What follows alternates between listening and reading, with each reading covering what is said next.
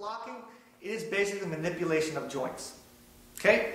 The idea is to get him past what his natural flexibility is, where the natural anatomical limits of the human body can go. And we bring it beyond it. Henceforth, we lock the joint together. Okay? And what we're going to learn is understanding the ways the body works, the ways the body don't work. And we're going to talk about the wrists. Okay? The wrist is a very, very easy thing to break when you have an understanding of how to control it. Okay? Understand, one of the principles we like to say is bent wrists don't make fists. Okay? In order to see someone's wrist, we must understand we have to get the wrist to bend.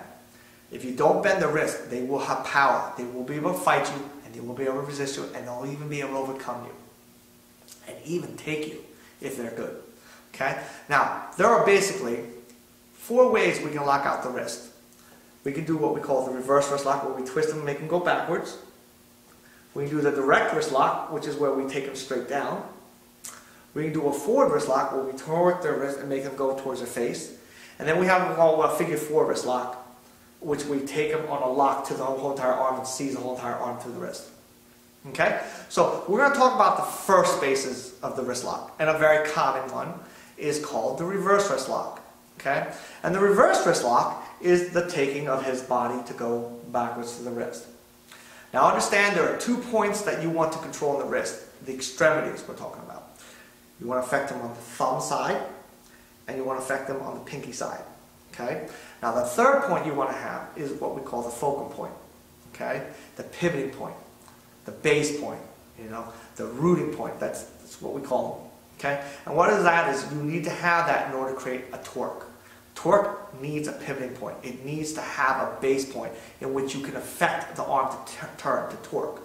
Okay? Now, we're going to talk about the hand. We're going to talk about how we can take the guy's hands. Now, how you enter is up to you. This is not the video for how you enter into a lock.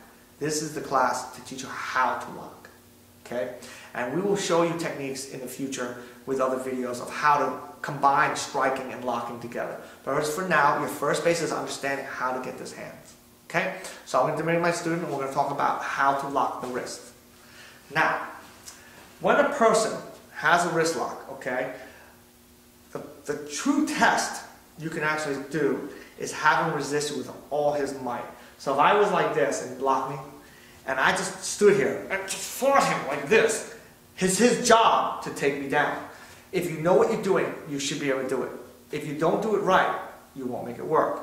And I'm going to teach you how to do it right, so it will work no matter the size of the opponent, no matter his strength. Because you're not fighting his strength. You're learning how to manipulate his energy, not his strength. So you're using strength to go against strength, you're going to fail pretty much already if he's at resistance level. If he's not resisting his natural, of course you can take him, but you can do that to anybody. You don't have to have training. Okay? Understand, when we lock, there are 2 forces we want to have. Okay? I always like to say, if you want to learn how to hurt your opponent, you got to learn to use your pad.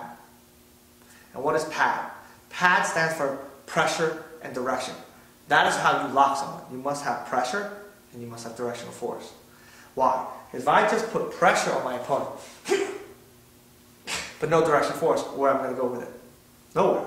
Okay? And if I have directional force and he's just go, but I don't have pressure, how am I going to apply the pressure? I can't make him do it because I don't have the pressure to do it. Okay? You must have the ability to combine pressure and direction. So if you want to learn how to hurt your opponent, you have to learn how to use your pad. Okay? Now, when you talk about the hand, the wrists can pivot 3 ways. Thumb side, where he can use his pinky. Okay? So basically you can see me turn my thumb and pivot from my thumb side, see? Or I can do it where I can pivot from my pinky and turn the thumb. Or you can do it in between. Okay?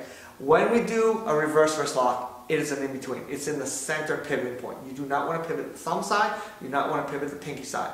You want to pivot in the middle of his palm. So understand when you're doing a reverse wrist lock, that's where we want to focus the pivoting point. Now, the guy's extremities is in his thumbs and his pinky. We want to learn to control him here, and we want to control him here. We don't want to grab him in the middle of the hand, because really when the guy fights you, he's going to turn his thumb in tighter to make a stronger hold. Or he can turn his pinky, if we're trying to push, and fight that and make a resistance. So we got to manipulate the energy. We got to manipulate his force. And how will we do that? Okay. Understand, okay? We want to take, and there's plenty of ways to do reverse wrist locks. It's just about learning how to control the points. So in other words, I can wrist lock him with my hands, see, and I can take him. I can do it with my elbow, I can take him. I can do it like this and take him. It's not about what is on him, it's about how to control what's on him. Okay? So, when we take